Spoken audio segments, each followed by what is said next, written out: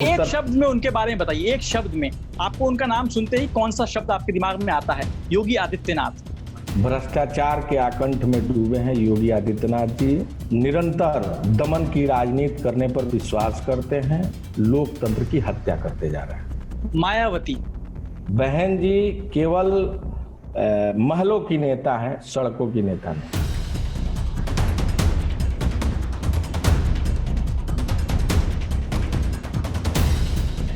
Congress UP में नजर नहीं आती है और धरना से खास करके बहुत दूर है। उसको आप, जिसको धरना कुमार भी कहा जाता है, वो कांग्रेस को रिवाइव करने की कोशिश कर रहे हैं और आप जेल भी गए हैं अभी कुछ दिन पहले और जेल से छूट कर आप आए हैं। क्या कहेंगे, क्यों कांग्रेस को इस तरह की हालत यूपी में हो गई है और आपको कितनी मेहनत करनी पड़ रही है अभी? नहीं, देखिए, कांग्रेस काफी पुरानी पार्टी है और कांग्रेस का अपना एक इतिहास रहा है और जहां तक कांग्रेस सभी लोगों के दिल में है और पिछले काफी समय में कांग्रेस के न आने के पीछे सिर्फ एक ही कारण रहा है कि जिस तरह उत्तर प्रदेश में जाति और धर्म की राजनीति हावी होती चली गई है, कहीं ना कहीं कांग्रेस इन दोनों चीजों से दूर रही है, जिसका खामियाजा कांग्रेस को भुगतना पड़ा है। 30 साल का वक्फा बहुत बड़ा होता है। 30 साल से ज्यादा हो गया कांग्रेस बाहर है उत्तर प्रदेश में और आप कह रहे हैं कि कांग्रेस लोगों के दिल में है, लेकिन कांग्रेस जमीन पर तो नहीं है। कांग्रेस को लोग जमीन पर ढूंढ रहे हैं। 2012 में 28 एमएलए थे, अब 7 एमएलए 2017 में आप जीत के आते हैं, उसमें से कुछ लोग आपको छोड़ के चले गए। फिर कैसे दिल में है, जमीन पर क्यों नहीं? देखिए, कांग्रेस एक विचार है। आदरणीय महात्मा गांधी जी के विचारों पर कांग्रेस ने सदैव चलकर एक देश में और प्रदेश में एक नया एक रास्ता बनाने का, सत्य अहिंसा के मार्ग पर चलकर एक नया रास्ता बनाने का काम किया। और मुझे लगता है कि उत्तर प्रदेश के पिछले 89 के बाद से जो जाति धर्म की राजनीति बड़े पैमाने पर आई, कहीं ना कहीं उस नाते कांग्रेस लोगों से दूर हुई। जहां तक अगर आप बात करें तो आज कहीं ना कहीं उत्तर प्रदेश में लोगों को यह महसूस है कि कांग्रेस ही नए सिरे से परिवर्तन कर सकती है। चाहे उत्तर प्रदेश के वर्तमान हालात जो पूरी तरह बिगड़ी हुई है, उसको संभालने का काम कांग्रेस कर सकती है। अजय कुमार लल्लू को जेल जाना पड़ा क्योंकि मजदूरों के लिए आप बस का इंतजाम कर रहे थे। सरकार ने आपको परमिशन दी थी बस के लिए कि आप बस लाएं और बस से आपकी पार्टी ने दिया, लेकिन फिर ऐसी क्या जरूरत पड़ गई थी कि आपको खराब बस देनी पड़ी, आपको बस के नाम पे कुछ और देना पड़ा, जिसकी वजह से आपको जेल जाना पड़ा? जेल तो हमारे लिए सौभाग्य था कि मैं मजदूरों के लिए जेल गया था, लेकिन उसके बाद भी उत्तर प्रदेश की सरकार को बस लेना चाहिए था। जो बसें सही थी, जो उन्होंने कहा 869 बसें सही थी, शायद उस 869 बसों से लोगों को लाई रहती तो लाखों की संख्या में, लगभग उस समय तक, जिस समय तक मुझे जेल में रखा, 7 से 8 लाख लोग जो बाहर फंसे थे वो अपने घरों को आ सकते थे। तो हम मजदूरों के इस दर्द को नहीं देख सकते थे, इसलिए नहीं देख सकते थे कि मैं मजदूर रहा हूं। मैंने मजदूरी की है उन भाइयों के साथ, बहनों के साथ, बिल्डिंग कंस्ट्रक्शन कंपनी में मजदूरी की है। मैंने देखा है मजदूरों का एक झुग्गी में 30-30 लोग कैसे रहते हैं। जब सरकार जॉब दे रही है, फिर आपको क्या लगता है कि आपको यहाँ कहाँ कमी दिख रही है? सरकार तो कह रही है कि मैं जॉब दे रहा हूँ, इतने बड़े पैमाने पे जो लोग छूट के बाहर आए हैं, बेरोजगार हुए हैं, प्रवासी मजदूर हैं, उनको जॉब देने की बात कर रही है। मुझे लगता है कि सरकार बेरोजगारों के साथ एक भद्दा मजाक कर रही है। कोई भी ऐसी भर्ती नहीं निकली है जिस भर्ती को भ्रष्टाचार के आकंठ में न डूबी हो। जिस प्रदेश में यूपीएससी की परीक्षा में 50 लाख और 60 लाख में पेपर बिकते हों, एसडीएम और सीओ बनाए जाते हों, उस प्रदेश के मुख्यमंत्री के मुंह से ये बातें शोभा नहीं देती।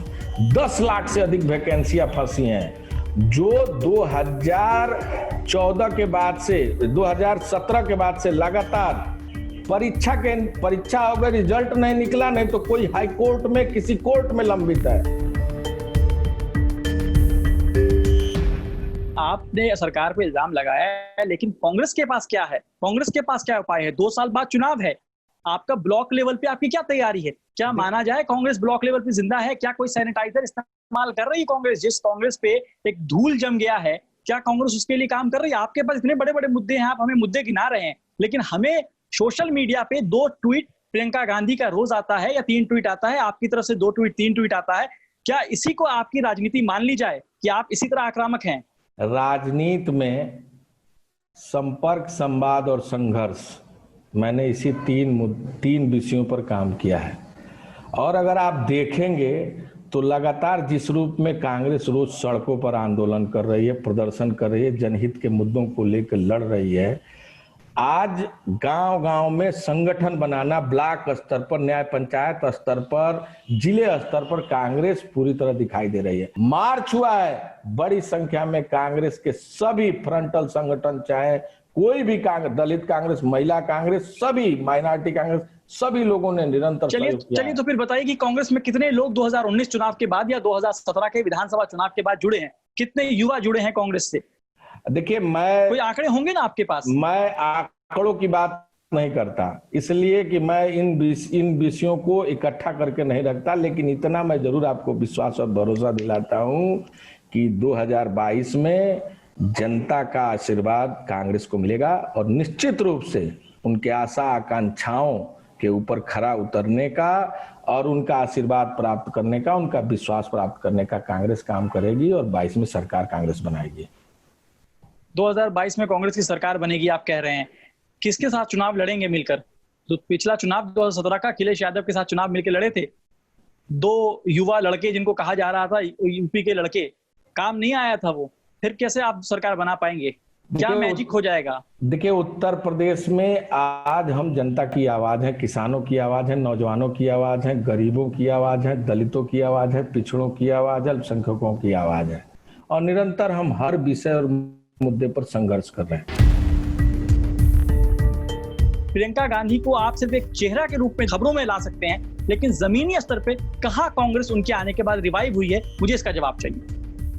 पूरे 75 जिलों में आज जिला अध्यक्ष ऐसे लोगों को चिन्हित किया गया जिनकी एक सामाजिक राजनीतिक पृष्ठभूमि रही, नौजवान, छात्र राजनीति और तमाम आंदोलनों से निकलकर आने वाला रहा, वो आज जिले के पद पर आसीन हुआ। उत्तर प्रदेश की कमेटी में लगातार ऐसे लोगों को स्थान दिया गया जिनका एक राजनीतिक इतिहास रहा, सामाजिक राजनीतिक आंदोलनों में उनकी पृष्ठभूमि रही।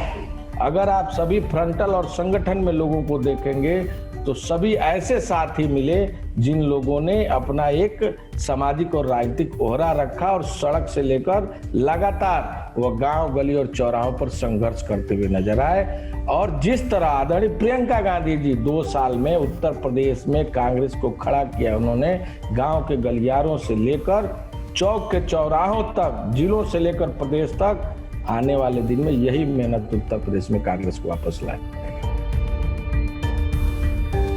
आप बीजेपी पे हमलावर होते हैं, अखिलेश यादव, मायावती, इनके खिलाफ आप लोग नहीं बोलते हैं, जबकि उनकी सरकार रही है, पहले भी अखिलेश यादव की थी, मायावती की थी, उनके खिलाफ आप हमलावर नहीं हैं। अभी आपको याद होगा आदरणीय प्रियंका गांधी जी ने एक ट्वीट किया था, उसमें तो स्पष्ट था कि कौन कौन सरकारी प्रवक्ता है, कौन सरकार की तरफ से बोल रहा है। आपकी पार्टी मायावती को बीजेपी का प्रवक्ता मान रही है फिलहाल। बहन जी कोई अकेले नहीं माना है, तमाम विपक्षी पार्टियां जो आज भारतीय जनता पार्टी के प्रवक्ता के रूप में काम कर रही हैं, और निश्चित रूप से जो उनकी जिम्मेदारी थी, जो संख्या थी, उस आधार पर वो सशक्त विपक्ष बन सकते थे। आप मूल रूप से देखें कि आज अगर जनहित के मुद्दों पर सड़क पर लाठी कोई खा रहा है तो कांग्रेस का कार्यकर्ता खा रहा है, जेल कोई जा रहा है तो कांग्रेस का कार्यकर्ता जा रहा है। भ्रष्टाचार के आकंठ में डूबे हैं योगी आदित्यनाथ जी, निरंतर दमन की राजनीति करने पर विश्वास करते हैं, लोकतंत्र की हत्या करते जा रहे हैं। अखिलेश यादव जी ने लोगों के जन भावनाओं और उनके विश्वास को छला ठगा। पिछले समयों में नौजवान, चाहे वो रोजगार की बात करता रहा या उद्योग धंधों की बात होती रही, सरकार ने उन लोगों के लिए कोई कदम उठाने का काम नहीं। मायावती बहन जी केवल महलों की नेता है, सड़कों की नेता नहीं। प्रियंका गांधी जमीन की नेता है, जनता की आवाज है, आम आदमी की आवाज है, तमाम नौजवान, पीड़ित, शोषित, वंचितों की आवाज है। चलिए, हमसे बात करने के लिए बहुत बहुत शुक्रिया। उम्मीद है आप सड़कों पे जिस तरह आए हैं, कांग्रेस पार्टी भी सड़कों पे दिखे, सोशल मीडिया पे भी दिखे, कांग्रेस पार्टी ही दिख रही है साहब।